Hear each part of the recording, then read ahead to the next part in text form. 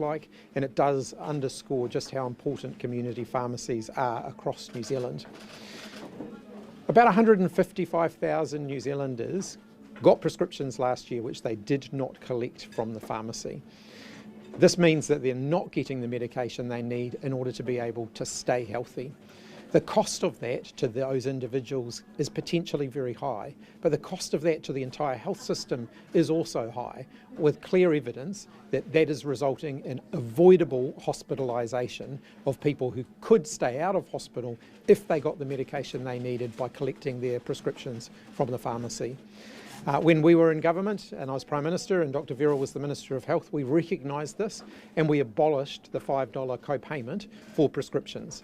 As a result, we saw an increase in people collecting their prescriptions from the pharmacists. The National Government reintroduced that $5 co-payment, and I'm confirming today that the next Labor government will abolish it again. We want people to have access to the medications that they need when they need them. We don't want them missing out and ending up in hospital, potentially costing all of us more, including those individuals, when we can keep them healthy in the first place. So I'm going to hand over to Dr Verrall to share some of the details, and then, as normal, we'll take your questions. I've seen firsthand what missing out on care in the community can do for people. I remember caring for a truck driver who came to hospital with a stroke merely because he missed out on picking up his prescription because of the cost. He had a costly hospital admission and a lifetime of disability because of that. By not funding medicines early so that people can access them in the community, we only pay more when we have more costly treatments needed down the line in hospital. That's well proven in New Zealand. We know that last year 155,000 people didn't pick up their prescription because of the cost. A study in the New Zealand Medical Journal said that that $37 million worth of hospitalisation costs alone come from people who didn't pick up their prescriptions. This is cost of living relief, this policy, for New Zealanders who won't have to pay up to $100 in prescription fees a year. But it is also good health policy, keeping people well in the community and avoiding hospitalisations. Prescriptions are not a luxury, they are basic health care. And basic health care should be there for everyone, just like schools and hospitals. That's why we're eager to bring back free prescriptions to make sure that you get the care you need early in the community, you stay well out of hospital and get cost of living relief. Penny. Where does that 155,000 figure come from, and how do we know those prescriptions weren't picked up because of cost and not for other reasons? This question is asked every year in the New Zealand Health Survey, and the same question is asked. You're asked, did you not collect your prescription because of the cost? You're pretty confident in that? That's right. That's a number reported in the New Zealand Health Survey, which is a sample of about 3,000 people repeated with the same methods every year. It's been going for over 10 years. When you guys brought this in the first time, did you see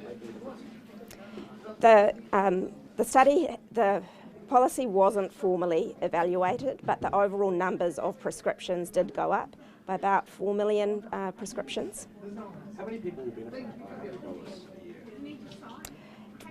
Our estimate for that is between 1.5 million. Oh, sorry, just repeat your question for me. How many people will benefit by $100? Well, that'll be the people who need the highest number of prescriptions. Overall, the people who will get a free prescription with this change would be approximately 1.5 to 1.8 million. How many people would be benefiting from that maximum $100 then? Oh, that would be a smaller number of people. Of course, the range of prescriptions that are picked up goes from 1 a year all the way up to 20 a year or more. Do you know how many people will benefit from that? No. What's this $15 fee for non-approved prescribers? There are a very small number of medicines that aren't fully subsidised by Pharmac. They're only partially subsidised, and they are not covered by this policy. I went to check on the number of these last night. I read the whole list of antibiotics funded in New Zealand. Could only find one that applied to. So that's not going to be a wide range of No. medicines? It's a small exception. When you removed co-payments in 2023, it was estimated to cost about $150 million a year. It was obviously reduced in this policy, I think, to 76 million is what's being said. Why the reduction? The biggest reduction is because when the government repealed our policy, the savings that they made weren't as much as they wanted. And it was about 70 million of savings that they got. So that difference is the main reason, because the government didn't fully repeal the policy, that the costings differ. In addition, the cost of the government's repeal was 70 million, and then we had to, the government has further funded to remove the prescription charges on repeats at 12 million, so that takes you 70 minus 12. And then there's a further 16 million of cost added to make sure that we can cover the cost of additional prescribing that might occur with that, with this policy. Why not target this? Healthcare is a basic need for everyone, and we think everyone is entitled to care. Like hospitals and schools, it should be accessible to all. Targeting costs money. When National appealed today, they said, oh, hey, look, lots of big box pharmacies, they already offer free prescriptions, and that was part of their justification for appealing. What's your response? Well, big box pharmacies are only in some parts of the country. Nowhere in rural New Zealand can you access those pharmacies, and actually Labor's happy to support community pharmacy, where you have pharmacists owning and operating, making sure that health professionals are present in the community, offering their expertise and services. It's not just big box pharmacies, though, is it? I mean, we're standing in a pharmacy right now that says free prescriptions on the window. I mean, so it is smaller pharmacies as well, isn't it? Well, there will be millions of additional people who benefit from this policy. We think between 1.5 and 1.8 million people who benefit from having this co-payment removed. National already made prescriptions free for community service card holders. What sort of groups of people do you see benefiting if low income people are already? Anyone who is between the ages of 14 and 65 and doesn't have a community services card. So lots of working people, and it is working people, sadly, in our country who cannot often afford the basics of their medicines. Do you not think that most New Zealanders can't afford a $5 fee? Well, many go without other things because they can't have it, and far too many people miss out on their medicine in this country, and that is costing all of us in healthcare costs down the line. We talk about, I mean, obviously the criticism last time was the big box pharmacies, right, and the fact that they would essentially be pocketing the money as a result of this policy because they already provide prescriptions for free. Why could you not target it to those areas that don't have those big box pharmacies where you can go in and get your prescriptions for free? But those pharmacies, so-called big box pharmacies, use their ability to not charge a fee as a loss leader to provide an edge. Now, they might choose under this policy to put that money into greater services for their patients, like are available in community pharmacies. I hope they do. Do you have a target of how much you would like to see saved in the healthcare system elsewhere? Oh, look, when you look across our health system, it is struggling with overfull emergency departments, overfull wait lists, hospitals that are bulging at the seams. We know that until we make these sorts of investments so that people get the care in the community that they need, we will never be able to turn that ship around. So we have to start here, and you know, the sorts of, it will definitely bend the curve away from the escalating levels of cost and demand that we have. So you don't have an estimate of how much this could save down the track? Well, there is an estimate from the New Zealand Medical Journal which said just hospitalisations alone would save either $34 or $37 million in New Zealand through free prescriptions. And then never mind that there are a lot of other costs, disability costs, cost to the person, cost to the economy and productivity from being unwell. Where would you like to see those savings go? Well, in the end, we are currently struggling to run our hospitals, and people get the hospital care that they need. So freeing up hospitals from all of this excess demand because people aren't being managed well in the community is our goal. We'll find it easier to access care in the hospitals once we when community care is more accessible. How many pharmacies provide free prescriptions at the moment?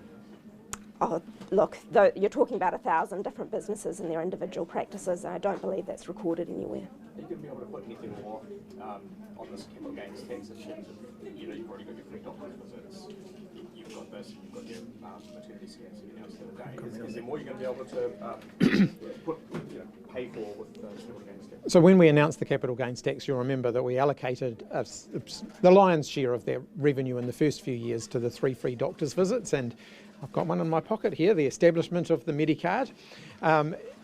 We've subsequently added a few more things onto that as well, and this is also coming out of that revenue. We were very clear that all of the revenue from the capital gains tax in those early years is ring-fenced for health, because we know that, and we particularly wanted to focus the investment from the capital gains tax on preventative health care, because we know that's one of the ways that we can ease the pressure on the health system as a whole. Are you going to be able to put more initiatives into this? There's still a limit. There's still a limited. We're getting close to that limit now, so there's still a limit there. It's not an infinite amount of money. Obviously, we want to balance things. But there might be some more health-related announcements. All right, there'll be more health-related announcements, and as we make announcements, we'll be clear which are going to be paid for out of baselines or additional spending, and which would come out of the capital gains tax revenue. How much revenue will you have after these 3 policies or for other policies? Oh, you'll be able to do the maths yourself. I haven't actually done that. I don't have it sorry, it's beat down, but I don't have it off the top of my head. Yeah. Obviously, you campaigned on this, or you introduced it previously with government. Other things that were on the agenda in 2023, GST or fruit and veg, free dental care, are those ideas that you're considering for this campaign as well? GST off fruit and veggies is not going to be having an encore appearance in this campaign, at least not under Labour's banner. With regard to other announcements, you'll have to wait and see. Do you support an independent review into the parliamentary pay allowances? Oh, so just before any other questions on the pharmacy announcement? All right, happy to go to that one. Yeah. Do you support an independent review of the parliamentary pay allowances? Certainly open to that. We've been working through how we would do that differently. I do think, I've said this pretty clearly over the last few weeks, I do think there's some change required there, and we've been working through what we think that change might look like, and we'll have more to say on that once we've nailed down the details of that. What do you Shane Jones' trip last year, do you think it's acceptable for him to keep a limo on standby for a whole day? Absolutely not. And I don't think Shane Jones has been walking the talk when it comes to what the government's telling everyone else to do. They're telling everybody else to tighten their belts and to make do with less. And Shane Jones is living it up large around the world. He's not living up to the expectations that his own government are creating of other people. Winston Peters says it's fine. Well, Winston Peters was talking about throwing people in jail for putting out misleading information yesterday. So does that mean Shane Jones is on his way to the clink? From what I can recall, I think it was $40,000 was spent on business class flights for both Mr Jones and the staff member. Do you think ministers should be flying business class? I know, of course, the Cabinet had initially signed off on premium economy seats. Depends on how far they're going and what the itinerary program is. If they're landing, if they're travelling a long distance, they're landing, they're going straight into meetings, it can be justified.